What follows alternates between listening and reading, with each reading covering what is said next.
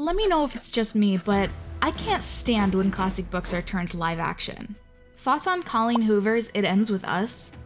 This Disney Percy Jackson series, however, I can't lie and say I'm not a little bit excited. If you're watching this from the future, no spoilers, I promise. But this show is kind of coming at a perfect time. Percy Jackson is a demigod who struggles with identity, given that he's half human, half Greek god, and has learning disabilities and whatnot. But today, without intersectionality, we as humans cannot live as we are. Deep question for you. How has Percy Jackson strengthened pride in your intersecting identities as a citizen of the world? Let us know in the comments below. In this video, we're getting into the nitty-gritty about Percy's connection to Greek mythology and the idea of being an outsider. But we don't care who you are or where you're from. Subscribe to join our family. Everyone here is an insider. See what I did there? Let's get one thing straight. Percy Jackson is only a demigod because his mom, Sally Jackson, and Poseidon did the deed. So now we're left to do the deed of clearing some things up here. Rick Riordan's written mythology is not the Greek mythology we know and love. It's sort of like when Disney crafted the Little Mermaid's backstory and made her granddaughter to Poseidon.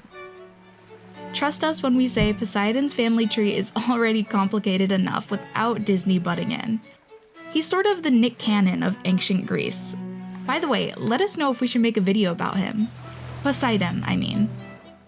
Anyway, Rick Riordan, the author of the series, puts an entertaining Greek mythological twist to Percy's storyline, exploring the difficulties of boyhood through what it means to not only have ADHD and dyslexia, but to also be only half a human.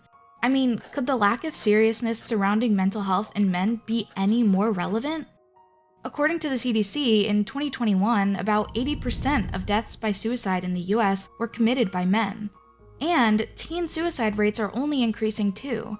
Despite his complex identities being constantly invalidated, teenage Percy Jackson deals with grief, bullying, and just not being the greatest at school.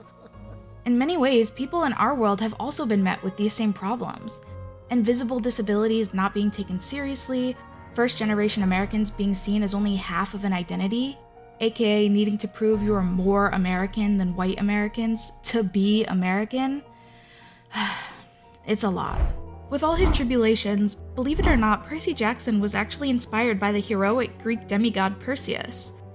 What's ironic is, in the books, Zeus, the god of all Greek gods, dislikes Poseidon's demigod son, Percy Jackson.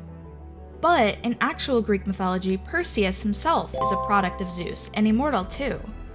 We won't spend too much time analyzing those deeds. The point is, though Percy Jackson carries all of this struggle with him, he still perseveres through his difficulties, just like us humans do every day.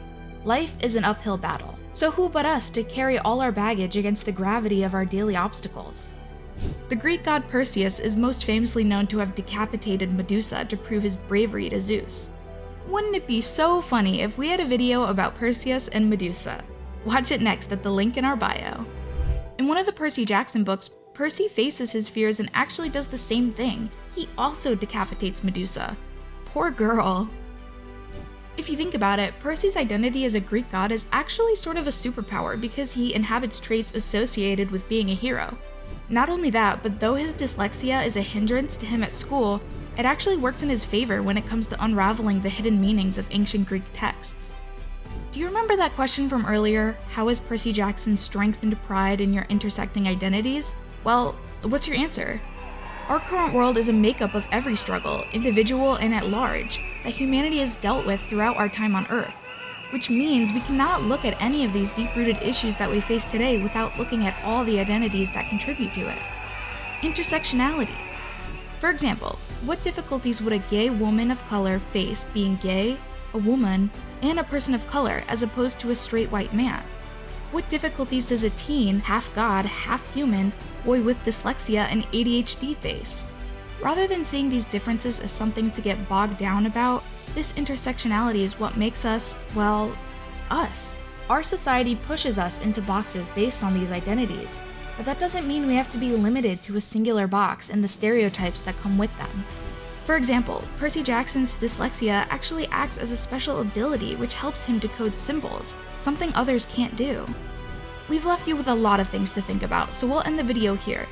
Let's just say our hopes for the Percy Jackson Disney series are high. Make sure to like this video so we can continue to create more episodes like this. Thanks for watching, and see you next time at Things of Legends.